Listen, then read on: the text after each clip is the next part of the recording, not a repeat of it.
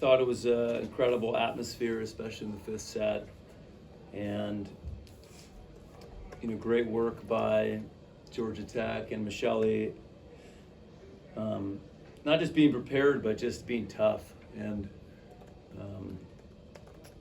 they are very capable of playing at a high level in bursts, and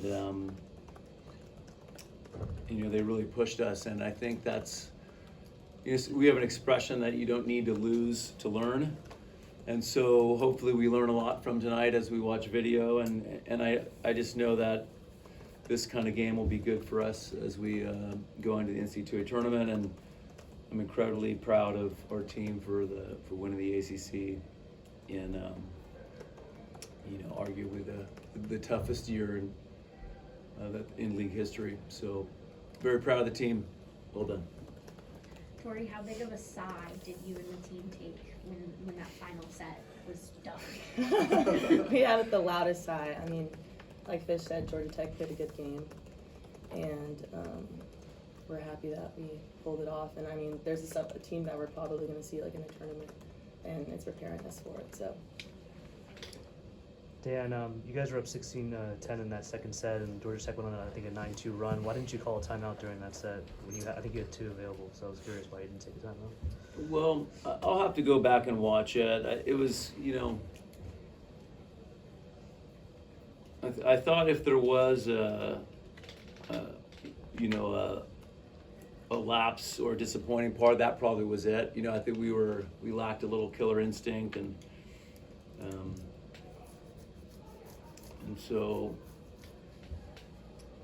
I thought we worked through it initially okay. Like we got back to, I think, something like 20-17. I'd have to look, but I think we worked through it okay. We still had a pretty big lead, like we were the first to 20, and so yeah, maybe I should have. What makes Bertolino and 010 just some of the tougher pin hitters in the ACC, and they obviously did pretty well tonight? They're both just very comfortable getting set after set after set, going against a double block, and they're sneaky. I thought we did not do a good job blocking on. We did a good job blocking on the whole, but there were some really tight sets that they found ways to just get kills out of, which I guess probably speaks to like the maturity of their game. They don't just hit low seam when it's tight. You had a career high in kills today, and you started the match with 9 kills on your first 9 swings. What was working to start out, and then you had 4 kills in the final set? What happened then too? I think that me and Rachel just made it apparent that like our connection just keeps getting better throughout the season, and we just talked about like the more we use our middles, the more it draws blockers in, and then our pins are wide open. So I think that just me and Rachel being on the same page, and me playing for her and she playing for me, playing for the rest of the team. Dan, you guys were very balanced in that you had a lot of players with a lot of digs, and you had 3 players with a lot of kills, and not many people far behind. I don't think we've seen a game where digs and kills were balanced like that. I know it went to 5, but Yep. What do you like about that?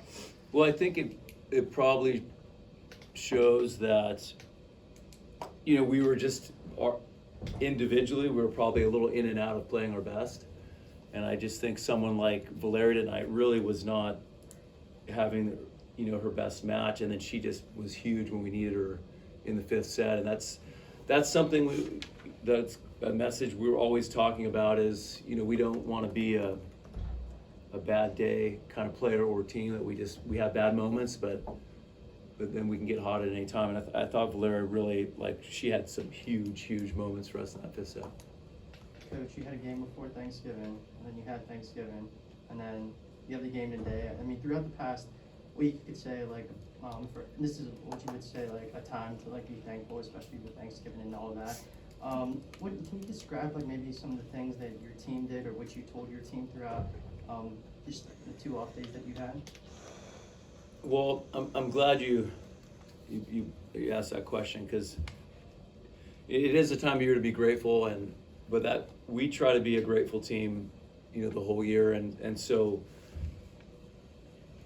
you know, as a competitor and an athlete, you're always like on to the next. And so I do think this is one of those moments where hopefully, you know, the team realizes what a special year it's been. And so I certainly have really loved coaching this team, and I'm grateful for a lot of things, that we were able to be home for Thanksgiving, that we were able to catch our flight out. That was almost didn't happen, to get back here. And so we really had a nice Thanksgiving, and it wasn't easy because it was a quick turnaround from last weekend. So I think it showed a lot of toughness on our part. Torrey, before the fifth set, you guys let out a very guttural scream. You heard. And I know that you guys have, you know, gone to the bathroom to scream before, but was it kind of one of those moments where you just needed to get out the excess energy? I mean, yeah, like, and I think it was just like a flip the switch. Swap and ramp is something that we always talk about. And, I mean, going into the fifth set, like, that's what it really matters. So we had a good yell and stepped on the court ready to go. Bre, what does it mean for this team to not only beat a really tough team in Louisville back on the road on Wednesday, but to come back here, play a really experienced team in Georgia Tech and get that win, especially with the NCAA tournament coming up next week? I think it just shows that we have grit and that our team is the type of team that doesn't let down without a fight. Like, you're asking, like, once you hear a scream like that from us, it's probably telling us, like, we're going to turn it on real quick. Like, just be disciplined, and I think just winning both of these huge games back to back is just going to prepare us for huge games in the tournament. Tori, does it feel good to play a 5-setter right before, like, a long stretch where every single game? Well, maybe not the way to say it. Like, I think we all said that it's preparing us for the tournament. Like, Georgia Tech's a good team, and probably a team we may see in the tournament, and I think that it just prepares us and feels good to come out on top of that. Yeah, we may not, like, want to play a 5-setter, but it's definitely preparing our bodies for hard. Yeah. And that's what we do. So. Bre and Torrey, this game was full of, you probably don't even know because you guys were playing it, but just highlight reel kind of plays. I mean, Torrey had the insane coverage and then the kill immediately after saves. Does that make a game like this more exciting when you have those crazy moments that get the crowd going? 100%. And then especially when our crowd does get going, it's like, oh wow, this is going to be a fun game. But yeah, I think plays like that just drive us to just keep going. And we strive for defensive intensity. That's something that we always talk about. We want to be the team that out digs the other team or just out scraps the other team. So. And it's not easy to do that against Georgia Tech. Yeah, Their backward defense is very good. Yeah. Off the tracks. Coach, you had some rotations with Bre and Dahlia playing the front row. Yeah. So why were you going with that? Well, the truth is, we've taken Rachel out to have a more physical block at times, and can't remember if it was 2 games ago when it was, but I put Dahlia in and had her block on the right, and Bre got mad at me and told me she should block on the right. So I am listening to Bre, and that turned out to be a good move, and she had some big blocks. And what set was that? The third. Yeah. Building off of that, Dahlia didn't play for very long, but she had 2, maybe 3 blocks. Just what does that say about not only her efficiency, but also just her future? Well, she's obviously got great size and good experience with the national team, and she continues to get better. And I think she has a ton of potential, and we're glad she's on our team. Dan, this is the 4th straight year you guys are going to 5 sets at home against Georgia Tech. What is it about this rivalry? What about this matchup that just always so tense? I probably think the team is just so sick of me, feels like I'm just trying to scare them. But I think about how tough they are all the time, and I just every time it just worked out that we played so well their plays. But every time we play them, I'm expecting something really hard. You've been bringing Mallory in a lot as a second serving specialist. What has she done recently that you've liked from her? Is there some sort of mismatches you've seen on other teams recently? Yeah, she's been just in a really good groove with her serve lately, and so we've been playing her a little bit more than Dylan, but Dylan's they're both ready to go whenever we need them.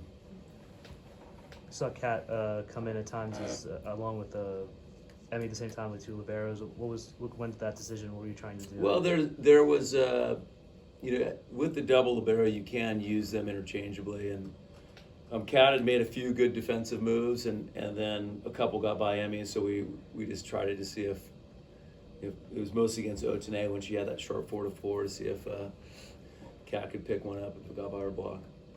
Coach, Olivia had a triple-double today, and what does that say about her? Like, maybe she'd have the greatest hitting night, but she still had 12 digs and 10 blocks. What does it say, like, everything she can do on the floor for your team? Well, I think you just said it, like, and I'm not trying to poke fun at you, but when you say someone had 18 kills but didn't have a good night, it's like, wow, like, it just shows how high of expectations we have for her.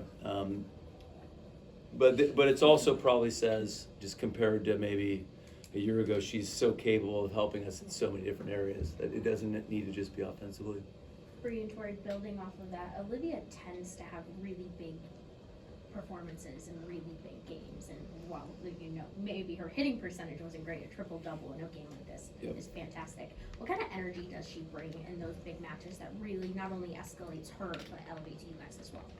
That's just Liv. Yeah. Like, Liv loves the lights, and I mean, I think that, like, even last year against Georgia Tech, she had a really big game, but that's Liv as a player. She goes off.